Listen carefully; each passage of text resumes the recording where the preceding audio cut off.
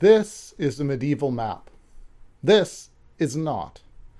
Kingdom Come: Deliverance is a game that's obsessed with historical accuracy, and you probably just assumed that the maps are part of that. But medieval people didn't have maps like ours. They didn't even think about the physical world the same way we do.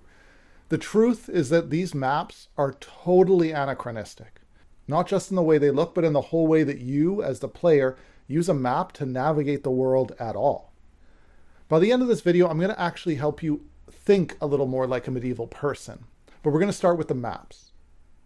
The thing is, maps in the Middle Ages were used for just about everything but overland navigation. They were status symbols, they were spiritual prayers, they were even virtual reality, but they're definitely not consulted on the road for directions.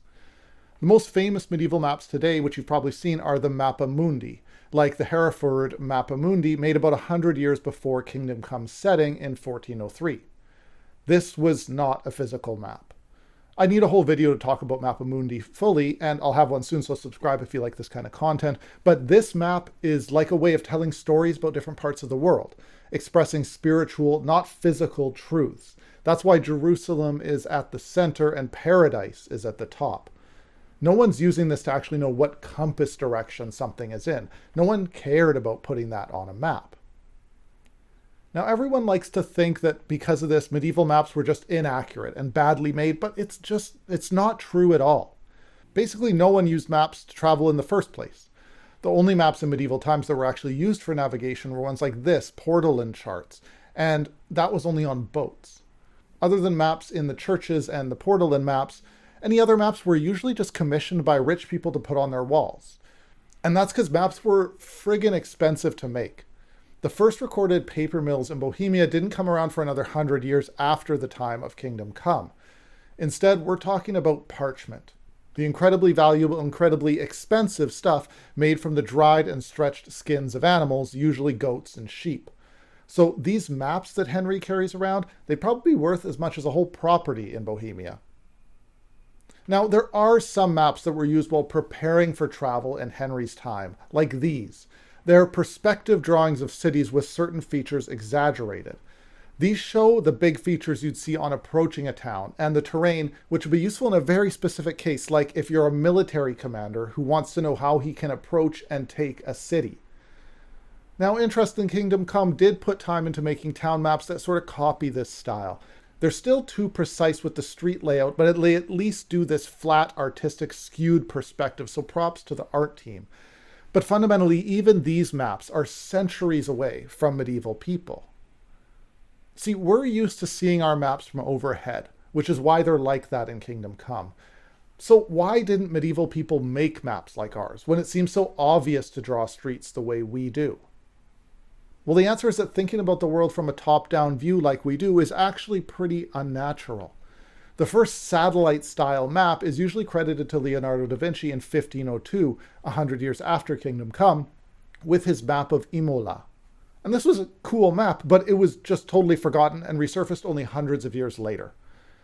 Later in that century, we have this map of Jerusalem in 1587, and also during the century, some maps of Rome as this way of mapping came into vogue.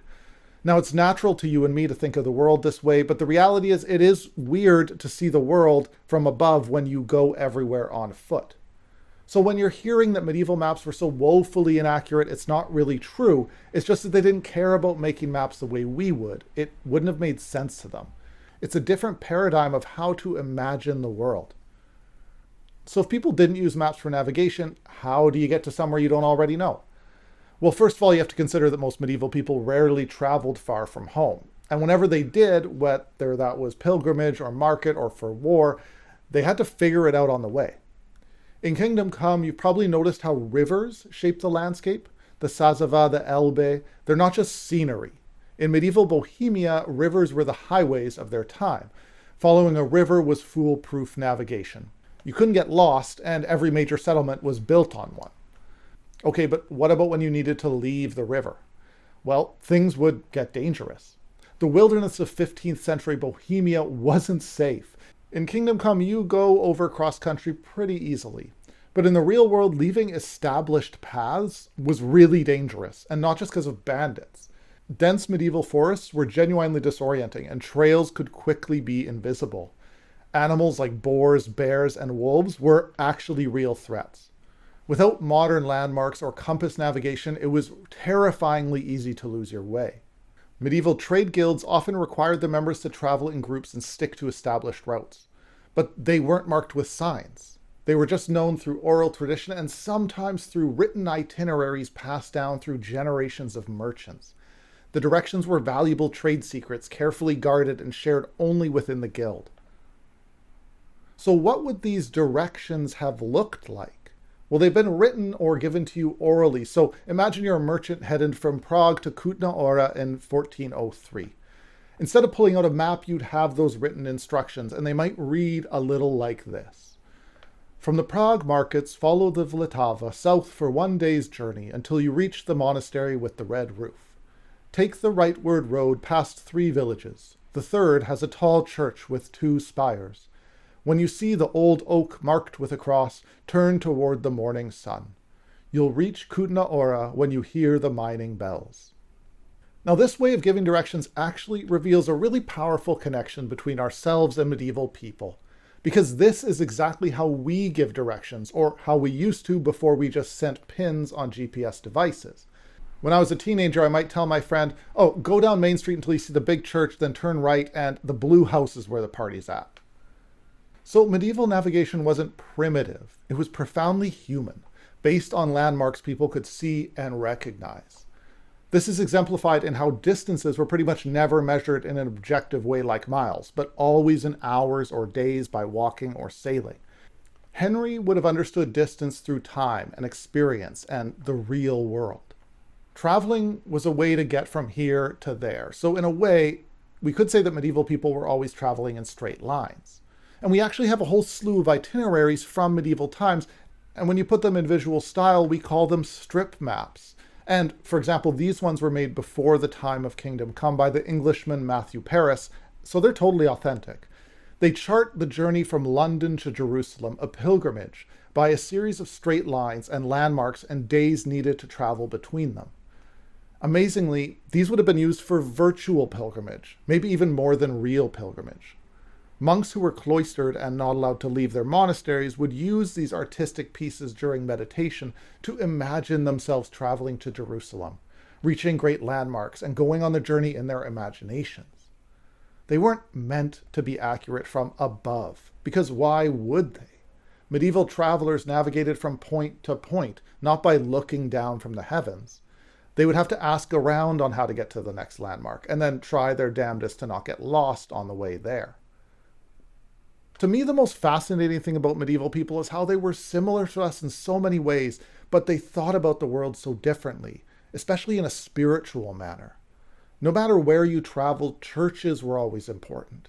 They were rest stops, places of worship, communication hubs, homes away from home. The bells would help orient you when you were out in the forest, and the spires would show you where to go.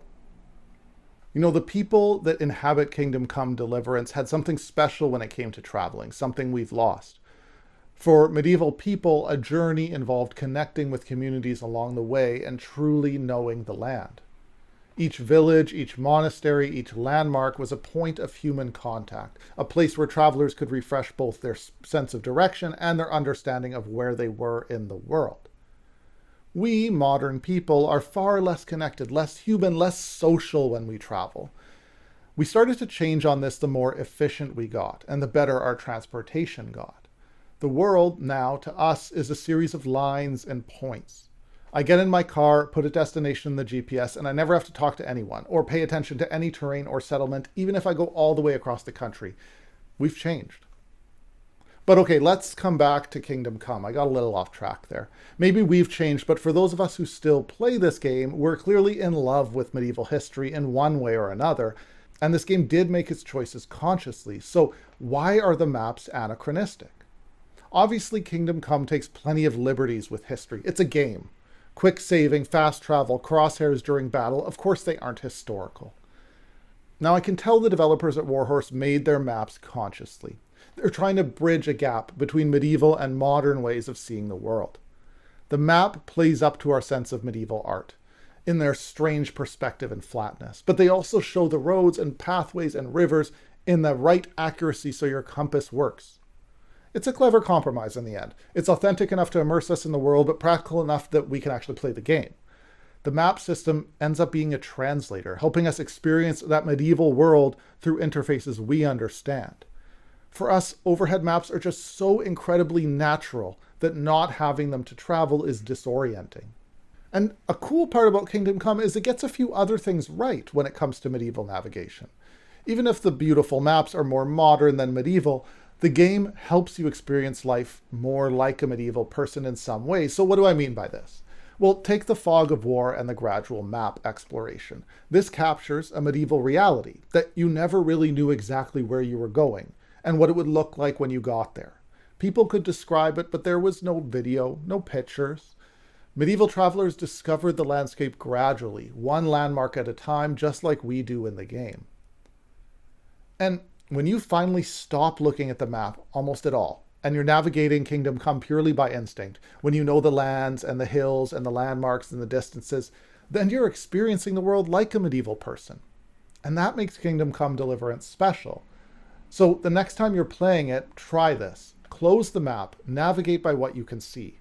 Follow the rivers, look for church spires, remember the paths you've traveled before. You might find yourself thinking a little more like a medieval traveler, seeing the world not as a bird's eye view, but a network of places and paths to be discovered.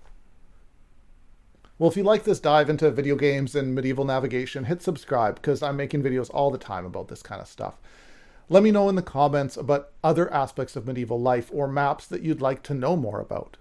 I'm in love with medieval history, and I hope you are too. So, as always, thanks for watching.